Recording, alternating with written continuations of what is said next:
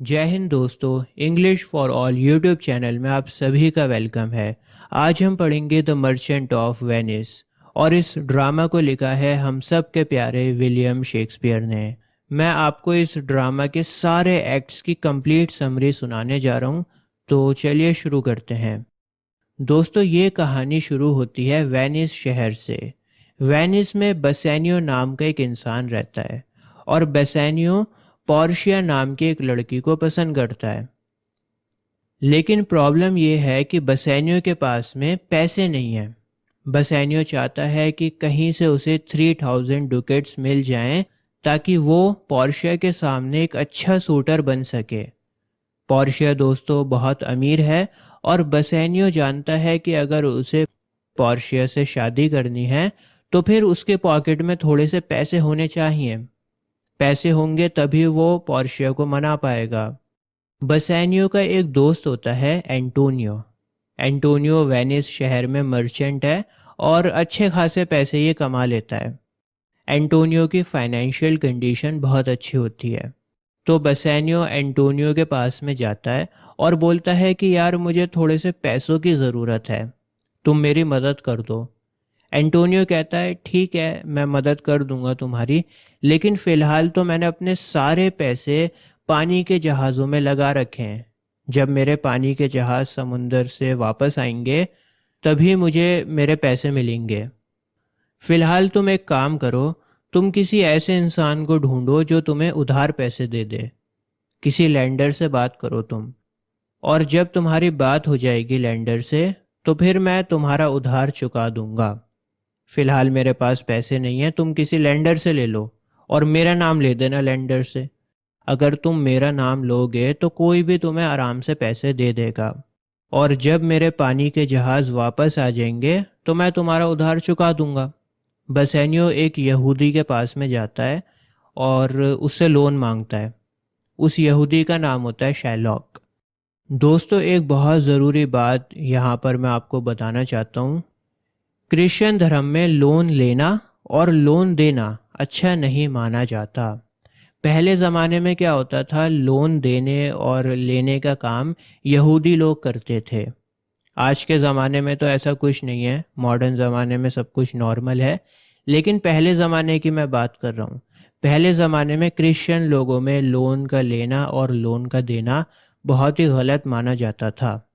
इसी वजह से क्रिश्चियन लोग यहूदियों को पसंद नहीं करते थे। तो बसेनियो शैलॉक के पास में जाता है और सारी बात बताता है कि मुझे इतना पैसा चाहिए और तुम्हारा उधार मेरा दोस्त एंटोनियो चुका देगा। लेकिन जब ये बात एंटोनियो को पता लगती है कि बसेनियो ने शैलॉक से लोन लिया है तो एंटोनियो बहुत गुस्सा हो जाता है। एंटोनियो शैलॉक को खूब खरी खरी सुनाता है और बोलता है कि तुम इतना सारा इंटरेस्ट कैसे ले सकते हो। एंटोनियो शैलॉक से इस वजह से भी नफरत करता था क्योंकि शैलॉक एक यहूदी था। शैलॉक बोलता है कि चलो ठीक है, मैं तुम्हें बिना किसी इंटरेस्ट के लोन देने के लिए तैयार हूँ, लेकिन दोस्त मेरी एक शर्त है। अगर तुमने मेरा लोन सही टाइम पर नहीं चुकाया तो फिर मैं तुम्हारे जिस्म से 1 पाउंड फ्लैश निकाल लूँगा।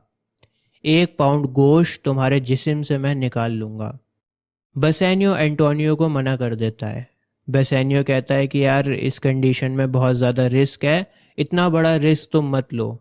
लेकिन एंटोनियो को अपने ऊपर पूरा भरोसा था। उसे लगता था कि कुछ दिनों में उसके जहाज़ वापस आ जाएंगे और जहाज़ वापस आने के बाद वो सारे पैसे दे देगा। एंटोनियो ओवर कॉन्फिडेंट हो जाता है।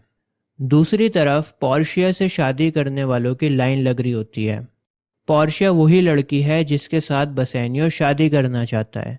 दोस्तों, पोर्शिया के फादर की मरने से पहले एक विल थी, एक इच्छा थी पोर्शिया के फादर की। पोर्शिया के फादर ने कहा था कि 3 डिब्बियाँ मैं तुम्हें दे रहा हूँ। इन 3 डिब्बियों में से एक डिब्बी गोल्ड की है, एक डिब्बी सिल्वर की है और एक डिब्बी लेड की है। ये तीनों डिब्बियों में मेटल है और जो कोई भी तुमसे शादी करना चाहता है उसको इन 3 डिब्बियों को दिखाना तुम, और जो सही डिब्बी सेलेक्ट करेगा तुम उसी से शादी करोगी। ये मेरी इच्छा है। यहाँ पर उन्होंने कंडीशन रख दी। मैं आपको बता दूं कि इन तीनों डिब्बियों में से सही वाली डिब्बी लेड की है। जो कोई भी लेड की डिब्बी को चुनेगा वो पोर्शिया से शादी कर सकेगा। तो सबसे पहले प्रिंस ऑफ मोरक्को आते हैं पोर्शिया का हाथ मांगने के लिए, लेकिन प्रिंस ऑफ मोरक्को गोल्ड की डिब्बी को सिलेक्ट कर लेता है और फेल हो जाता है। इसके बाद सेकंड शूटर आता है prince of Aragon. Prince of Aragon silver casket को चूज करता है और वो भी फेल हो जाता है। लेड की कास्केट को कोई इसलिए नहीं चूज कर रहा होता क्योंकि लेड की कास्केट दिखने में अच्छी नहीं है और उसका जो मटेरियल है वो चीप है। इसके बाद जो लास्ट शूटर होता है वो होता है बसेनियो। दोस्तों, पोर्शिया को बसेनियो बहुत पसंद था और वो दिल से चाहती थी कि वो बसेनियो से शादी करे, लेकिन पोर्शिया को इस बात का डर था कि कहीं बसेनियो गलत कास्केट को चूज ना कर बैठे। लेकिन फाइनली हमारे बसेनियो भाई साहब लेड की कास्केट को चूज करते हैं और पोर्शिया को जीत लेते हैं। ठीक है, तो यहाँ पर इन दोनों की शादी हो जाती है। बसेनियो भाई साहब बहुत एंजॉय कर रहे होते हैं, बहुत खुश होते हैं, लेकिन बसेनियो का जो दोस्त था एंटोनियो, उसकी हालत ख़राब हो गई है।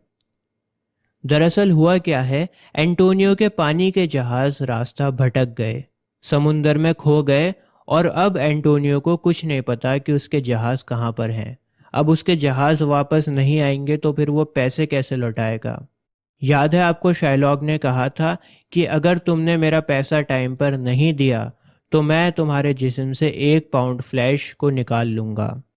तो अब एंटोनियो के जहाज़ तो खो गए और उसके पास पैसे नहीं है उधार को चुकाने के लिए। अच्छा, एक चीज़ और मैं आपको यहाँ पर बता दूँ। याद है आपको मैंने स्टार्टिंग में बताया था कि क्रिश्चियंस और ज्यूज़ आपस में नफरत करते थे।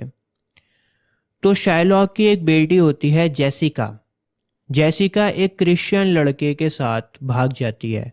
उस क्रिश्चियन लड़के का नाम था लोरेंजो। तो जेसिका लोरेंजो के साथ में भाग जाती है और भागने के बाद जेसिका क्रिश्चियन धर्म को अपना लेती है। जेसिका यहूदी से क्रिश्चियन बन जाती है। इसके अलावा जेसिका अपने फादर शाइलॉक का पैसा भी अपने साथ में ले जाती है। शाइलॉक को इस बात से बहुत ज़्यादा गुस्सा आता है और अब शाइलॉक सोचता है कि मैं एंटोनियो से बदला लूँगा क्योंकि एंटोनियो क्रिश्चियन है। शाइलॉक सोचता है कि अब मुझे पैसों की परवाह नहीं है, अब तो मेरे पास अच्छा मौका है इस एंटोनियो के बच्चे को सबक सिखाने का। अब मुझे पैसे नहीं चाहिए, अब तो मैं इसका गोश्त ही काटूंगा। तो दोस्तों, शाइलॉक एंटोनियो को कोर्ट में लेकर जाता है। एंटोनियो बेचारा बहुत परेशान है। इसी बीच बसेनियो को लेटर मिलता है और उसको सारी कहानी पता लगती है कि किस तरह से उसका दोस्त एंटोनियो फंस गया है। बसेनियो अपनी वाइफ पोर्शिया से पैसे लेता है क्योंकि पोर्शिया बहुत अमीर लड़की है और वो आराम से उधार के पैसे को चुका सकती है। तो दोस्तों, पोर्शिया बसेनियो को पैसे देती है और बसेनियो पैसे लेकर फटाफट एंटोनियो के पास में आता है।